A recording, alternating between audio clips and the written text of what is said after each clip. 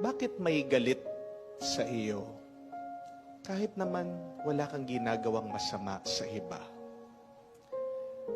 Bakit merong taong ayaw sa atin, ngayong wala naman tayong kasalanan sa kanila? Ito po ang tandaan niyo. Kung sinisiraan ka ng iba, ibig sabihin, sikat ka.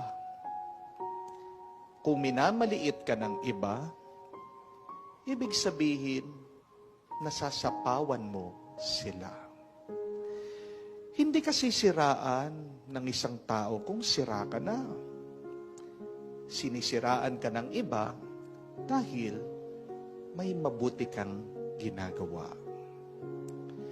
Kapag hinahanapan ka ng mali ng iba, ito ay dahil may tama kang ginagawa. Bakit may galit sa iyo kahit wala ka namang masamang ginagawa?